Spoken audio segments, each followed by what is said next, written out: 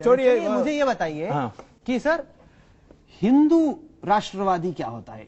Hindu nationalist मतलब आप बोलिए कि मैं नेशनलिस्ट हूं, मैं पेट्रियट हूं, मैं इंडियन नेशनलिस्ट हूं, ये कहने की जरूरत पड़ी है मोदी को कि मैं एक हिंदू नेशनलिस्ट हूं।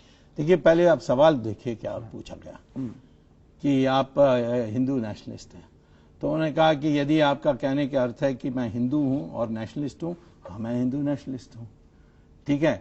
तो आप उनको, मोदी जी को पता होना चाहिए कि आप लोग दुष्ट हैं और हम दुष्ट नहीं हैं। देखिए, उसने जो कहा था वो कहा था मैं हिंदू भी हूं। सर आप ये कहते कि मैं नेशनलिस्ट हूं, मैं पेट्रियट हूं, मैं इंडियन फर्स्ट। उसने कौन सी, सचिन तेंदुलकर ने कहा मैं महाराष्ट्रियन बाद में हूं, पहले मैं इंडियन। मैं कहते रहा हूं कि मैं इंडियन फर्स्ट हूं, तमिल बाद में हूं, मैं तो जाकर तमिलनाडु में कहता हूं। क्यों नहीं कहा ये? मोदी को जब सवाल पूछा गया कि आप हिंदू नेशनलिस्ट हैं, वो कहा कि मैं तो हिंदू हूं और नेशनलिस्ट हूं, इसको हिंदू नेशनलिस्ट कहेंगे तो मैं हिंदू नेशनलिस्ट हूं। अब उसमें इसके मतलब नहीं है कि सिर्फ हिंदू नेशनलिस्ट हो सकता है। हम लोग तो कहते हैं कि जो मुसलमान मान लेगा कि उसका पूर्वज हिंदू है वो भी नेशनलिस्ट है, हम तो उनको अपनाने के लिए तैयार हैं। और मुसलमान के बारे में आपको बताना चाहता हूं कि आज शिया बिल्कुल हमारे साथ है, एनडीए के साथ है, और भी अन्य हैं, अहमदी हैं, बरेलवी मुस्लिम है। तो आप मुस्लिम में मत कहिए, मुस्लिम में आज डिवीजन आ गई। सर आप चाहेंगे कि डिवीजन आ जाए, लेकिन जो आप बात कह रहे हैं उसकी कहीं पे कोई प्रमाण नहीं है उसके। वो देखेंगे आप रिजल्ट में। आप चाहेंगे? मैं कहता हूँ कहाँ प्रमाण देख सकते हैं? गुजरात में लोकल बॉडीज इलेक्शन में देखें, क्या है विकल्प क्या है? अगर नहीं जिताया तो वहां पे सड़क कैसे बनेगी, बिजली? वही होने वाला है। में वोट पड़े और उत्तर प्रदेश में पड़े, बिहार में पड़े, बहुत फर्क है सुब्रमण्यम स्वामी जी। मैं कह रहा हूं वही होने वाला है कि विकल्प एनडीए का कोई नहीं होने वाला है। ऐसी हवा बनेगी इस इलेक्शन में।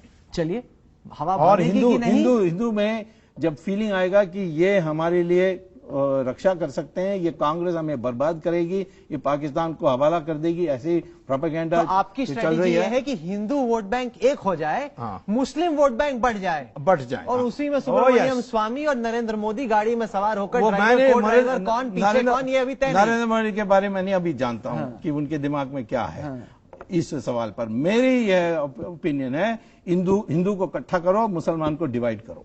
चलिए, ये राजनीति ऐसे नहीं होनी चाहिए। ऐसे नहीं होनी चाहिए, होनी नहीं चाहिए। मैं तो किसी को धर्म के नाम पर जब राजनीति नहीं, मुसलमान देश में वो बड़ी खतरनाक बात है। शिया के साथ क्या अन्याय हो रहा है जो पाकिस्तान में इतनी रणनीति है, जिसको आप इतने खुले तौर पे मान रहे हैं, वो रणनीति बहुत खतरनाक है इस देश के लिए। खतरनाक आपको समझना होगा। हम 80% हैं हिंदू, तो इसीलिए खतरनाक कैसे कह सकते हैं? चलिए, उसमें मुसलमान में 14% में 7% हमारे साथ आ जाए, खतरनाक कैसे हो गया? चलिए, कम से कम आपकी जो भी बात है वो पर्दे के पीछे नहीं, आप खुले कैमरे पे बोल रहे हैं। हाँ बिल्कुल। जनता को सुब्रमण्यम स्वामी के वचन पसंद है या नहीं, देखा जाएगा, देखा जाएगा। चलिए, आप तो लगता है कुश्ती के लिए इस दंगल में तैयार हो। सुब्रमण्यम स्वामी, सीधी बात के लिए वक्त निकालने के लिए आपका बहुत बहुत शुक्रिया।